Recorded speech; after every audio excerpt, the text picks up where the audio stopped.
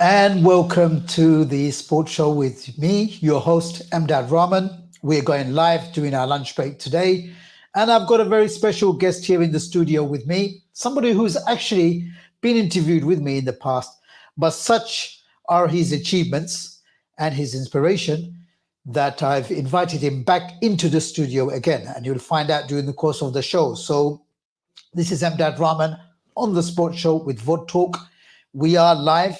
If you are following us or watching this interview or this show using one of our live links, please do share, please do subscribe to our channel and follow us on various social media such as Facebook, Instagram, Twitter, and so forth. So my guest today is none other than a youngster. We actually grew up in the same estate, literally a few hundred yards away from each other. He's significantly younger than me, but as I mentioned during a speech at one of his fantastic events during the course of the last weekend, I have known his family forever. I see him more as a younger brother, and I've always done so, even now. And I say this with the greatest admiration and respect for him as well. So we have none other than Abdul Hannan, formerly of Brawlers. Welcome to the studio, Abdul Hannan. Assalamu alaikum. Pleasure to be here. And thank you very much for joining us. So what we're going to do today is, again, talk about your fantastic career. Let's call a spade a spade. You're humble where it needs to be, but sometimes what we need to do in shows like this and on platforms like this is talk about people in the highest regard, give them their dues, because this is not a case of praising someone to the skies, hoping that they will fall flat on their faces. But the only reason why we come onto these shows and we host these shows and we have voluntarily agreed to come on these shows and participate and anchor is so that the wider community can benefit. So there are potentially hundreds and thousands of Abdul Hannans within our community who just need that little bit of a push, who need to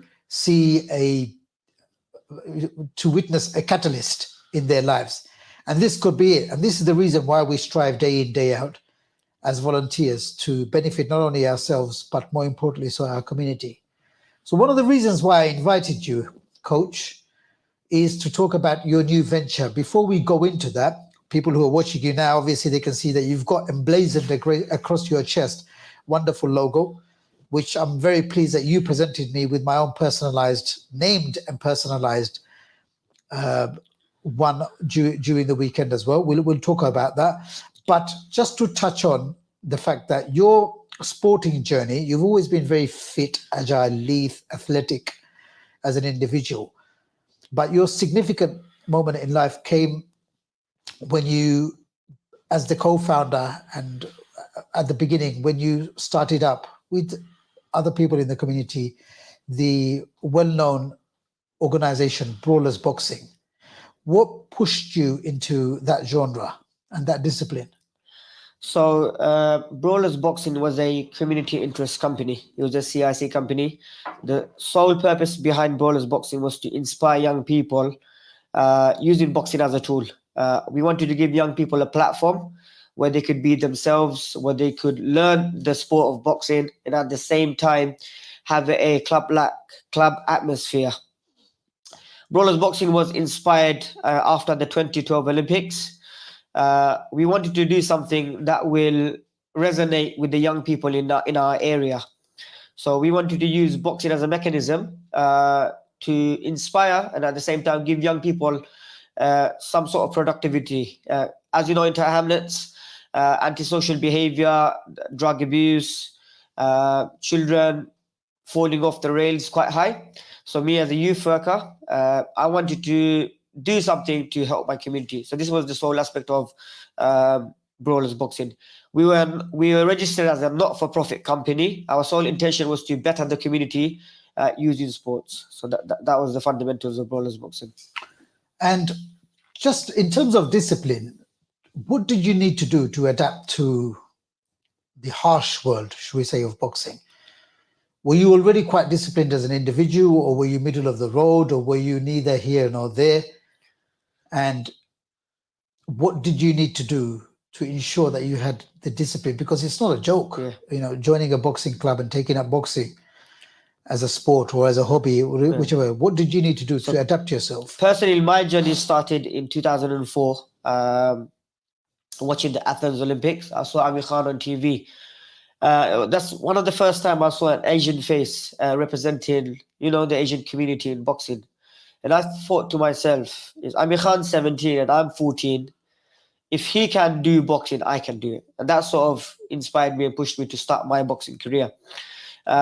Starting off boxing, I was quite arrogant. I thought full of myself. I thought I can go in there and do whatever I want. But through the years and over the time, you learn discipline, you learn dedication. And boxing teaches you that. It teaches you to be humble because a routine is in place. We come to training, we rest, we're running, we're having the right foods, and we're constantly being monitored and guided by our coaches.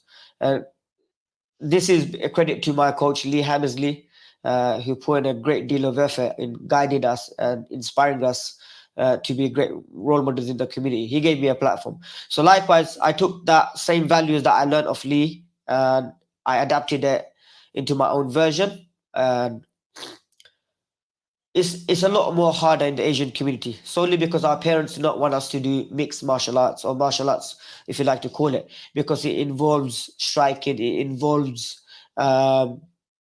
hitting one another. But boxing is a safe sport. So firstly, it's not fighting, it's a sport. There's rules and regulations in place, taking into precaution the safety of the participants. So it took me a long while to encourage and allow the parents, allow the community members to educate them, first of all, to create awareness, secondly, and last but not least, to inspire the young people to join and try a new sport. Just how important, coach, is it for parents, educators, coaches to use sports as a medium to not only influence young people as well, but to help them stay away from things like antisocial behavior and activities? I think if they put in, out of 100%, if they put in 60% say in education, I would say a hand on my heart, 40%, the other 40% needs to be physical therapy. What's happening in our society is young people are being pressured into gaining good results, and they're not finding a way to relieve the pressure that builds up. And sometimes this creates dilemmas, creates problems of young people having low self-esteem. There's been many cases where I've dealt with of children being pressured, self-harm, which is very high in our community. There's many other issues. So what sports does, it gives young people a platform. Firstly, to relieve of any pressure that's building up in their lives, the pressure from the parents, the pressure from society, the pressure from the community, from the friends. Many young people are having identity crises. So what we do, using sports as a mechanism, is we give young people a platform and they say it's okay. We encourage them, we motivate them. And at the same time, using physical therapy, young people can relieve some of the stress that's happening from life. And it's a great way to re-energize young people, give them the self-confidence. I can say many case studies, many stories where young people joined our services and they benefited highly in great regard in academics, in Islamic studies, in life in general. Because what we're teaching here is discipline and dedication. We're telling them, if you are disciplined and dedicated, and you take the same values that you in boxing and you apply it to your life, whether it be your religious studies, whether it be your education, that same discipline, that focus and that dedication, if they can use that and drive into their lives, they will be successful. Brilliant. Sounds brilliant. So during the course of your career as a successful sporting coach, not only have you trained yourself as well, but in various settings in gyms, you also, I remember, used to deliver sessions at the Tarling Estate Community Centre as well, and in schools as well.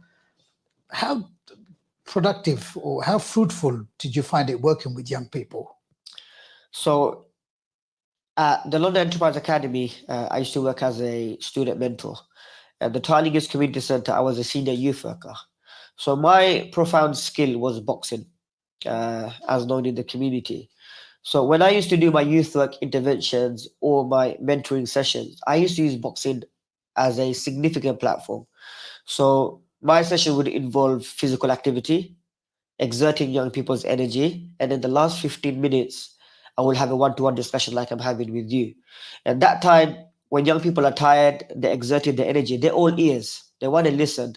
They want to listen to the advice. For example, if I have a mentoring session, it's 50 minutes of me giving advice. Sometimes it goes through one ear, comes out the other ear. Whereas if you're engaging with a young person individually using sports, that you build that rapport, you build that connection with that person, you build that trust. Once you build that trust, the young people gains confidence, and then you can use your mentoring sessions or the advice that you give more productively. In Thai Hamlets, I've delivered many sessions. Again, my session would involve. I've delivered AQA accredited programs, even England boxing programs. What I would do in my programs is ensure that I have a 15 minutes slot where I would advise young people on life or certain subjects. So this mark of a good coach or a brilliant coach, some people would say, is the ability to adapt to differing needs. As a coach myself, I wouldn't say I'm a brilliant coach, but a few of the key things that I've adopted during my journey is A, number one, to be adaptable. B, never to think of myself as the complete subject. Number three, I try to have the attitude always, I would say probably 99% of the times I've succeeded, is I am there as a mere shepherd, but I've also been chosen by the sheep themselves. And I'm not saying this using negative connotations, this is just an example. So the coach has, if I am the shepherd coach, I've been chosen by the sheep, not being me imposing myself on the sheep. And the attitude I've kept, if you agree with me, has always been that I learn a lot more from those who I am shepherding, i.e. coaching, mentoring, especially when it comes to community coaching. You're not just a coach because you're not getting paid for it. Yeah. 99% of the time, you're not getting paid for it. Number two is passion driven. You want to see a change made in terms of their holistic nature, their behavior, their discipline, their school results. And the added bonus is if that child or those children or those young people actually make it in the professional arena, that's an added bonus. Yeah. If that doesn't happen, it doesn't matter. But if the children that you're coaching, mentoring, advising, counseling, in your capacity as a coach, Yep. and they become good, rounded human beings who refrain from antisocial behavior and activities, would you say that's a success? 100%. Completely agree. Thank you, Coach. I'm very pleased to hear that. And that's what we as coaches do. Now, along the way, you've picked up a few accolades and awards. You've received recognition. For the benefit of our viewers, many of whom will be young, some will be at school now. You know, we're doing this on our lunch break, but some will be but they will be following this up later by watching the link as well. Can you tell us briefly about some of the accolades and recognition that you've received? So, Brawlers Boxing, at the time, we was a social movement. We did really well with the young people. It accumulated a lot of numbers. So many young people were participating in our sessions. 2015, I believe, we won the Thai Hamlets Community Safety Awards given by the Metropolitan Police and the Borough Commander.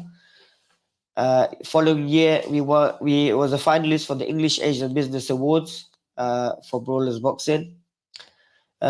So these awards that we received was not a recognition of me or recognition, but it's the recognition of the young people taking part. Our teachers and our elders always say, don't be so happy or don't be so don't have pride that students are, you get loads of students.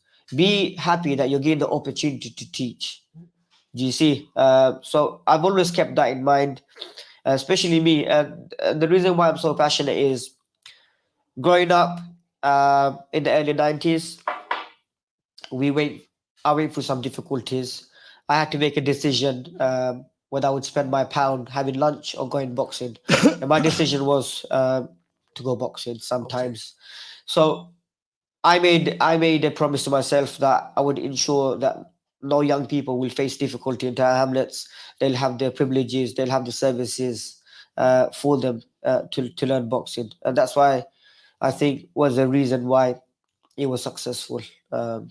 That because of what we felt and what we went through, the hardship, we didn't want others to feel that. And when you put yourself forward, like Muhammad Ali used to say, your rent on this world is service to others, service to humanity.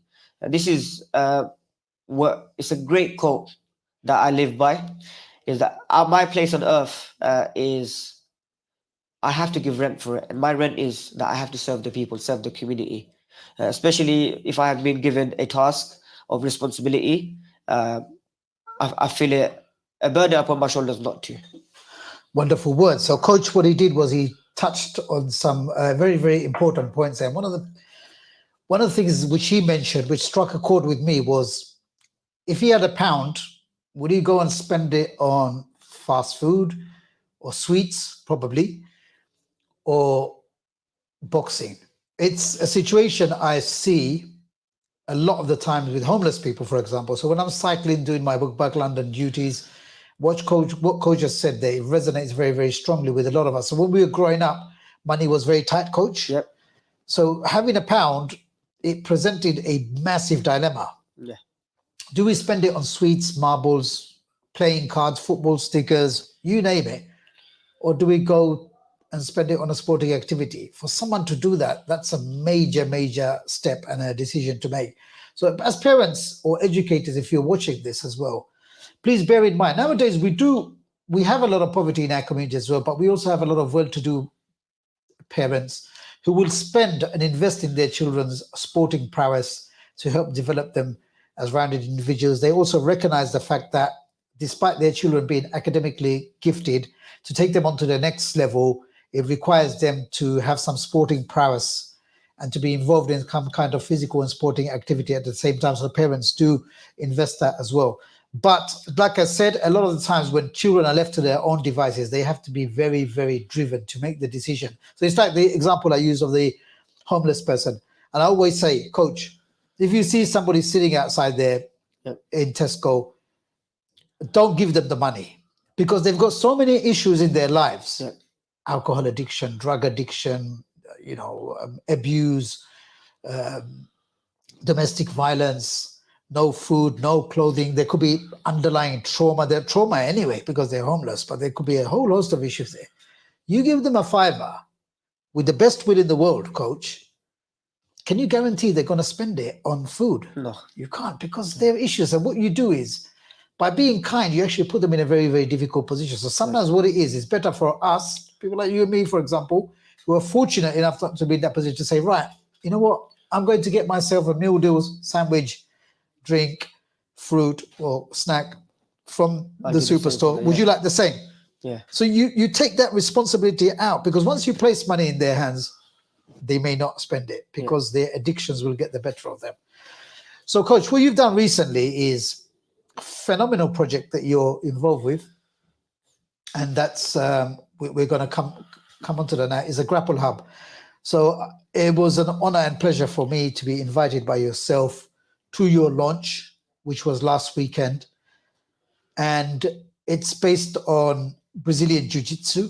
Yep. So my first question is, if you could just elaborate a little bit and give us an idea of what exactly Brazilian Jiu Jitsu or Jiu Jitsu is in general. Jiu Jitsu means the gentle art. It stems from Japan. It has Japanese origins, and then it grew into Brazilian Jiu Jitsu. Likewise, Bruce Lee, when he started with Wing Chun, and then he learned karate. He adapted his own martial arts called Jeet Kune Do. So similar concepts. Brazilian Jiu Jitsu stems from Japanese Jiu Jitsu, molded into version of Brazilian Jiu Jitsu. It's a mix. It's a martial arts that involves submission, takedowns, and arm locks. It, the art itself is on the ground. You start standing up, two competitors standing up, but the match goes to the ground, and most of the time the match finishes on the ground. So there's three ways. There's control, there's position, and there's submissions. You can win either by points, or like boxing, you can win by points, or you can win by knockout. So the knockout in Brazilian Jiu-Jitsu is a submission, where you force an opponent to tap. So yeah, this is just a gist of Brazilian Jiu-Jitsu. There's other concepts of Brazilian Jiu-Jitsu. You have a variation of gi, where you wear a kimono. It's like a jacket, a uniform. You have no gi, where it's you don't wear the uniform. Then you have Brazilian Jiu-Jitsu for self-defense. And then what's common now in our young people is the Jiu-Jitsu that they see in mixed martial arts, in UFC. Khabib, for example, he dominates his opponent using sambo, using wrestling, using Jiu-Jitsu. So this is another form of Jiu-Jitsu. Is it generally a safe sport to participate in? So I know, because some of our viewers will be saying, well, the way these guys smash each other into the ground, Yeah. and you described it very well. You start from a standing position, you end up on the floor as well. Yeah. So if a parent asks me now, yeah, I saw both you coaches having a discussion around jiu-jitsu. Yeah. But first impressions, we're very impressed, but it looks very, very dangerous as well. What would you say? So the terminology of Jiu-Jitsu is called the gentle art. That's what it means, the gentle art. It's referred to the chess of all mixed martial arts. The reason why they said it, because it's so practical, it's so theory driven. This is very, very technical sport.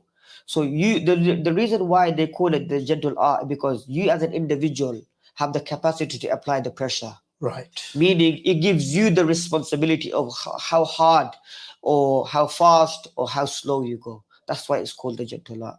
So when we train people in Jiu-Jitsu, we instill the same values of, flow. Like Bruce Lee famously said, water can rush and water can flow. So be like water. That's the same concept that we're teaching.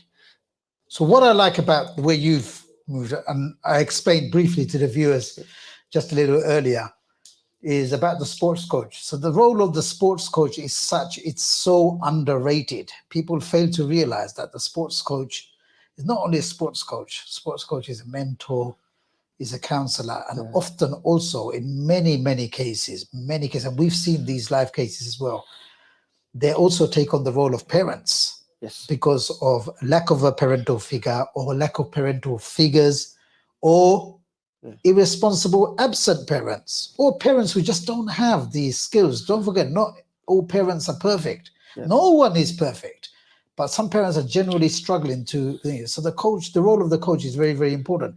So I like what you said. I mean, we sit on the same wavelength when it comes to this, that you know what it is, you adapt to a sport, you move on. If you need to study a different discipline, you do that. What made you choose jiu-jitsu? So it took me approximately 10 years to find jiu-jitsu. I did actually try jiu-jitsu once in 2015, and I sort of laughed and brushed it off. I said, what is this? Because I was so profound in boxing and striking. So I did boxing for 10 years. Then I did Muay Thai. I even went to Thailand. I did a camp there for 2 weeks. I trained Muay Thai. And then, because I was quite naive, just to think I'm just going to be striking focused. Eventually, I needed a new energy. I was running out of options. Here's me doing boxing, Muay Thai. I did calisthenics. I did free running. What is calisthenics? Calisthenics is a new wave of activity or sport is coming up. When I was growing up, it was coming up. I did try it. Then I thought it wasn't for me. Calisthenics is basically a activity where people do pull-ups, different moves, muscle ups, using the own body weight, using a bar. As you can see in Thai Hamlet Star, so many parks opening that has bars and that has different apparels that you could use. And this is calisthenics, using your own body weights, using what you have around you to exercise, being free of gym, which is amazing. You don't need a gym to exercise. You don't need a hub. You can use your own body weight. You can use whatever you have around you. And this is calisthenics. So yeah, I did calisthenics for a while. I did free running as well. Free running is when you're using jumping off building, like not buildings, as in running and using objects and jumping off. They have a Is it like parkour? parkour, yeah. It's like parkour. Wow. Okay. Parkour. They have a studio which I used to go and train at. So I was running out of options. See, like what could I do? What could I do? So my friend Shah, he was also a student of Brawlers Boxing. He goes, look, H, I've started jiu-jitsu, doing it for a month. Come and try it. So that's when I thought, you know what? It was a new year. It was a new year. I think it was 2017. And it was in January. I thought, okay, I'm going to try this. I'm going to give it a go. And boom, I fell in love with it.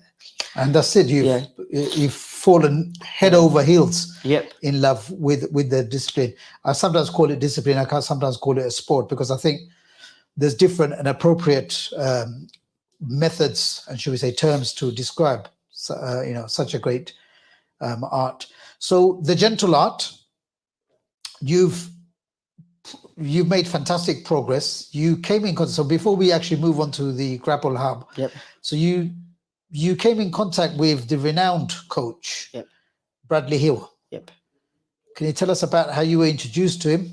So I've done my research on Coach Bradley Hill. I know what he's about, but I would prefer it if you let our viewers know. So Bradley Hill is a renowned coach, a great role model for me. At his age of 27, at the time he became black belt. I think he was 21. He was the youngest black belt in the country. I think that was then later taken over. But he's still now the youngest second degree black belt. So what a degree means is once you reach black belt, which roughly takes 10 years in jiu-jitsu, every 3 years you get a degree on your black belt. Every 3 years? Yeah. So he's on his second degree. So he's been a black belt for 6 years. And he's 27 years old. Bradley Hill trained under Victor Estima and Braulio Estima in Birmingham, who were they're based in Birmingham. That's where he's learning jiu-jitsu from. He took the skills from these excellent coaches. He's adapted his own mechanism. He's created his own style. He's one of the new inspired British. He wants to give a British Brazilian Jiu Jitsu. You know, British Jiu Jitsu. Yes. He wants to put it on the scene. You know, he wants to make Jiu Jitsu more interesting. And he has a legacy, and he has a plan that his schools are open throughout the UK, throughout the world, and this new style that he's adapted gets taught in all the schools. So what I like about what you've said is the adaptation. So it's not stringent. That it's either my way or the highway. And the best disciplines are based on that mindset. That the core discipline remains in place, but you adapt according to your own customs, cultures, etc., etc. So like you said at the beginning, it started off with Brazilian Jiu Jitsu. And then adaptations were made, with Japanese Jiu Jitsu. Adaptations were made for Brazilian Jiu Jitsu, both renowned, both fully respected. That does not take away anything from the, should we say, the standing of Japanese Jiu Jitsu. And as students, is that what you said? As students become accomplished and they become tutors themselves and they become black belts, they adapt it slightly to suit and fit their own communities. So obviously our culture, our mindset is very different in Britain. So what you would do is once you become a black belt, like you said, Coach Bradley Hill, he will have schools all over the place. but he will make necessary adjustments. Yeah, so he's added his own style. Excellent. He wants his own style of British Jiu-Jitsu, his own versions, his own courses that he's adapted. What happens basically is in Brazilian Jiu-Jitsu, it takes roughly 10 years, say, to get your black belt. Some people wait 10 years to open up their schools. Some people try and do it earlier. For example, I was a white belt. When I started, I was a white belt. But I was thinking of starting up my own school, which is not very common. And you would ask why I'm doing that at such a early stage of my jiu-jitsu career. But I was fixated on the stance that I want to, empower the communities. I want to make a change. You don't have to be a black belt to start up a jiu-jitsu club. Yes, we need the guidance of seniors, black belts, brown belts, or even higher. But for you to start your ambition and your dreams of doing good in the community, you don't have to wait. You can start immediately, and that's the difference that I made is starting up early. So I just wanted to add that on. So during the course of the weekend, Coach H, what he did was he launched the Grapple Hub in association, in partnership with Team MC.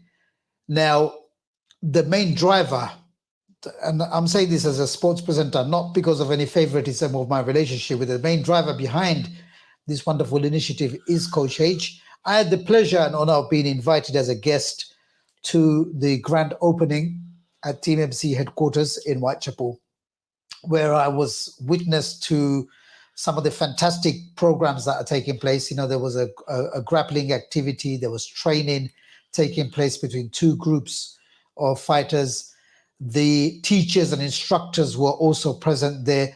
I noted the easygoing yet respectful relationship between the students. So there was full respect between students and teachers, but not to the extent that it almost became regimental, because as we all know that sometimes that, especially when you're involved in a contact sport such as that, can be detrimental. So I noticed that the balance and the flow of the respect and the interaction between the students and the course instructors and the black belts was very, very positive. The interaction and the communication between the students was excellent as well. Now, this is the launch of the Grapple Hub. Where did you come up with the name, the Grapple Hub? The Grapple Hub. Excellent name, by the way, Coach. Yeah. So I wanted to create a name, a brand that will resonate with the community and at the same time give an identity for Jiu-Jitsu. So we was coming up with various names. We had other names in place, but the Grapple Hub, we was coming up with like the Grappler's Cave. There's other clubs very similar. They got very similar names. I said, so what could we do? What could we call it that would resonate both with the community and spark the interest for Jiu-Jitsu? So I came up with the name of the Grapple Hub.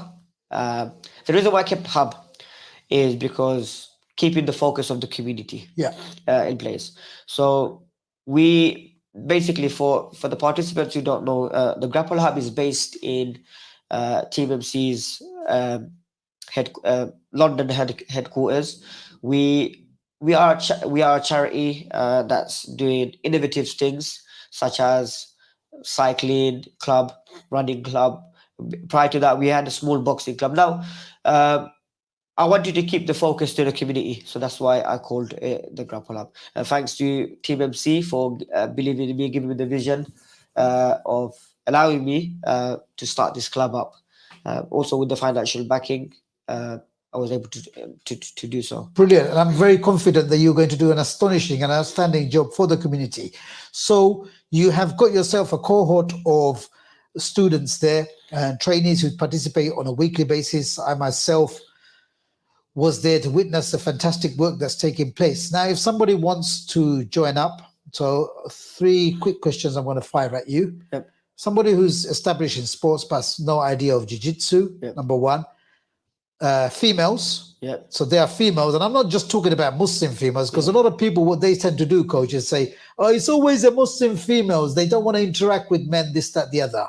What they neglect to say is that females in general, there are a large number of females who just don't want to, they don't feel comfortable being in the presence of men, even when they go to the gym, because they think, you know what, they're being stared at. And it's difficult being a woman in an atmosphere like that, you know, because they're conscious. Men are conscious of their body. So imagine some women. So let's talk general. Let's not just talk about Muslims. So number one is people who are quite sporty and want to become involved with jiu-jitsu as an art and as a discipline, women and also youngsters. Are you catering, or do you hope to cater for these three different groups? Okay, so at the moment we have a fundamentals program, which is perfect and ideal for entry level of beginners. It's 2 days a week, so it's not too demanding. That's ideal for beginners. We have all levels classes which run 4 days a week. That's for slightly intermediate and advanced, as well as the fundamentals guys. They can participate. At the moment, we haven't got just a women focused classes, but because of Tower Hamlets and the communities around us, especially the BAME communities, we are hoping to introduce women only and friendly classes led by female coaches. So that's on our agenda list. And I'm very, very passionate about doing youth classes, children's classes that will start up hopefully very soon. So what we want to do is summer holidays coming up. I want to do a summer camp. I want to do a summer program that's going to target both children and teenagers. Especially, I want to work with the teenagers, the guys that transition from teenager to adulthood. I believe they need a lot of. That's a difficult time for teenagers, and also from going from children to teenagers. That's also a different transition for big transition for very challenging. Yeah. So what I want to do is give children and teenagers a platform. And inshallah, if the protocols is right, we want to make these classes free and accessible. Brilliant. Because I made a promise that I will do my best to serve the community, especially the children and the young people. They deserve these services. And what's so unique about us is we're a jiu-jitsu club, but we're not for profit. We're a CIC company, we're a community interest company. Yes, we operate like a business, but the funds that's directly generated from the participants, it gets reinvested back into the club. So you pump it back into the club, and we also support our charitable causes. One of the big agendas that I had when I did the business plan and the proposal is to have women-friendly classes and summer camps, especially in the holidays. This is our time to serve and give back to the communities. And I made a promise, at least during the holidays, I will do something to give back to the children and the young people. Right. So that sounds brilliant. Have you also thought about doing, you've got a wonderful center there. Yeah. Have you thought about doing lunchtime, for example? Now you're right on the border of the city. Yeah. Well, it's actually part of the city now, you know. So there's a whole range of clients there, city workers who come in from outside, who could participate in these activities. Also a good way to build bridges with the community. Have you actually put thought into that as well? Yes, yeah, so there is plan at the moment. Our classes operate on most, say every evening of the weekday, and we apart from Saturday, we operate 6 days a week. We have evening classes. On a Sunday, we have afternoon class. What we want to do is operate on a full capacity. So that means having lunchtime sessions, having morning sessions, and having after school clubs. That is in the pipeline. We're just we're starting small, and hopefully with a grassroots into the community very soon. We will have more classes coming up very soon. So, Coach, before I wrap up, I'm going to give you an opportunity to stare into the camera and offer some advice, guidance, counseling to any potential youngsters or young people or even oldsters who want to join. You know, let's not discriminate against people based on their ages. Or so anybody who wishes to join, somebody who may be looking for inspiration and may receive that whilst watching you talk about your passion on camera as well. So over to you now. Okay, so one advice that I like to say is, which was given to me by my coach Lee Hammersley in boxing. He said, if you believe in yourself, 50% of the work is already done. The other 50% of half is you going out there and making it happen.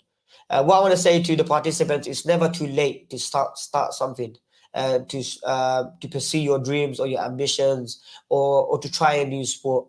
There's always room for improvement. There's always room for capacity, and hopefully you can have that inspiration and drive to do something and to have a positive change.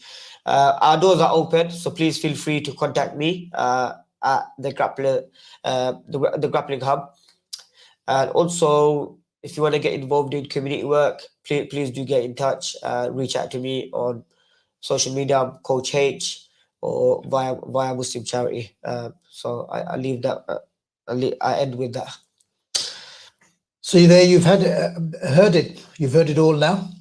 It's been a pleasure inviting Coach H into the studio here today. What I want to do before I wrap up is, if you are an educator or if you are a community organization looking to source out your summer programs to a bona fide sporting project. So we have a lot of football, we have a lot of community cricket in the community.